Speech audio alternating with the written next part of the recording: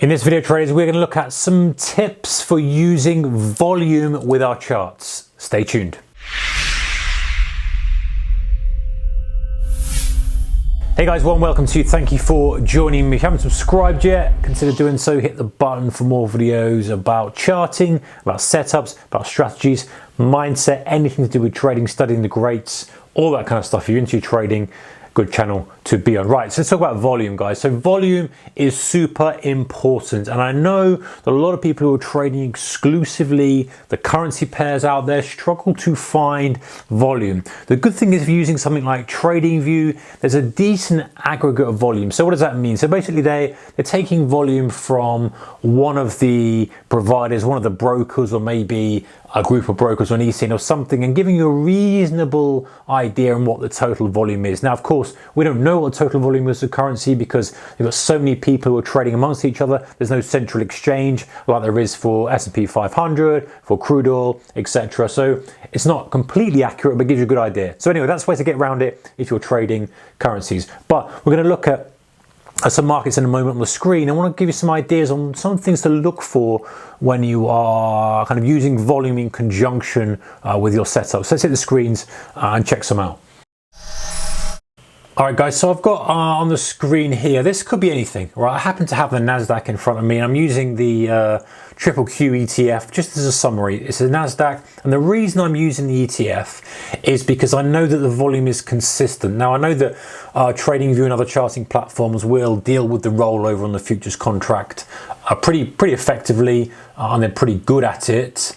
However, you know, using the ETF, you know that there's going to be a very consistent amount of volume going through that ETF. So SPY the ETF, obviously the S&P 500, QQQ for the NASDAQ. So that's just really for kind of illustration purposes. Like I say, if you wanted to, you know, use it on a currency pair, then you're going to see an aggregate and a reasonable estimation of volume. It's quite accurate as well, I find, in terms of using it with what we're going to talk about in a second. So let's go back to NASDAQ. So the idea with volume is that you really are kind of, the move is confirmed, if you like, when you start to see volume coming in. Now, there are some exceptions which we'll talk about in a moment, but let me give you the example. So if you look, you know, you had this dip here.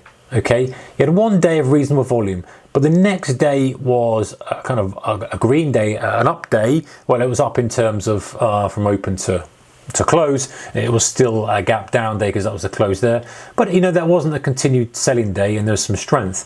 Now we had a little bit of light volume here, but then you can see now on these recent days, good strong volume with a continued push higher.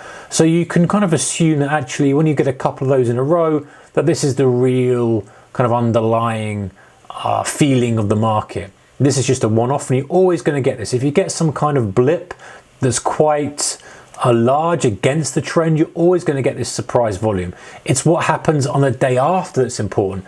Okay, if you get a subsequent down day with a lot more volume, then you can start to look a little bit more closely, like this kind of thing. You know, good solid down day, fine. That's not the day to be, you know, getting super aggressive yet if you're just using based on volume, just like this. But then when you get another day and maybe a third day where you're getting significant volume, yes, you've got to be mindful that, of course, you know, things don't go in a straight line, down in a straight line forever. But that's a more significant move confirmed by the rise in volume.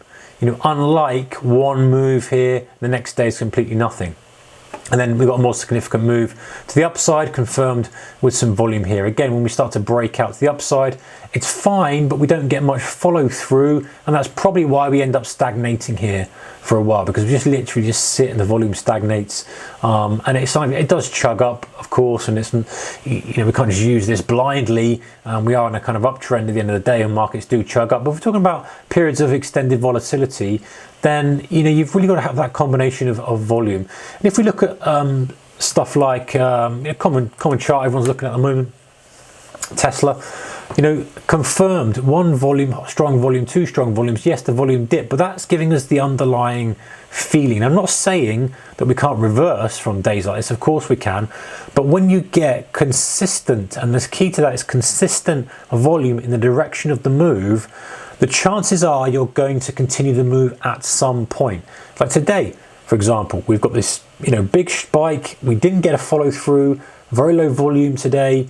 The chances of us maybe just drifting along for a while are probably quite high. I've not been following tests because there's obviously more that goes into the decision-making process than that, but I think you get the idea. And if we go back to something like this, consistent 2 days of consistent down move with peak in volume tends to show that might be the kind of driver for a while. Now, did we rally further on in a few months later? Of course, but this, and does it always work? No.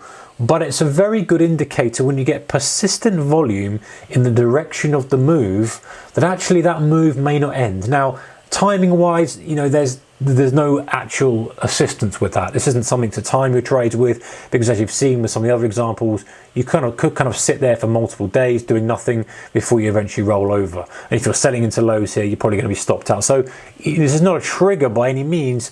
But what it is something is to say, okay, listen, we've had a couple of days of sustained buying or sustained selling with the volume to match it. That gives me more confidence to now look for a short trade, and in that case, or a long trade, look for a trade in the direction of the move. So it's my initial confidence, and then I'm adding some kind of trigger. I know whether that's some kind of wick or some kind of reversal pattern, whatever you like to use to initiate a trade back in the direction, of the volume move. And listen, if you wanted to take it out as you kind of approach the high again, fine. If you wanted to look for a further extended trend, fine. But the point is, it just highlights and helps guide your trade, adds a bit of kind of confidence to the setup. So that's volume, guys. Look for the larger move to confirm with volume, but to have multiple days of that. One's not enough. One sometimes is just a flurry, a little shake, a little shimmy. We get these from time to time, as we saw. But if you're getting persistency of move and you're getting increased volume, then yes, look for some kind of extension. That might not be on the third day, might not be. Of course, we do get days we get multiple days down, but it might sit there for a little bit. But the key is then you've got a little bit of a clue. Like, okay, well, it doesn't pop straight back. I've still got those sellers there who were more aggressive than the buyers, causing it to go lower. Likely that actually at some point in the next few days we probably go down a retest. Is it going to be as violent as the initial move? Maybe not, but I've got a little bit of a clue now. A few days of persistent volume in the direction of the move is a really good little indicator. It's not an indicator, but it's a good little sign that actually, yeah, I've got a little bit of a tell here under the market. I've looked under the bonnet, I can see what's going on.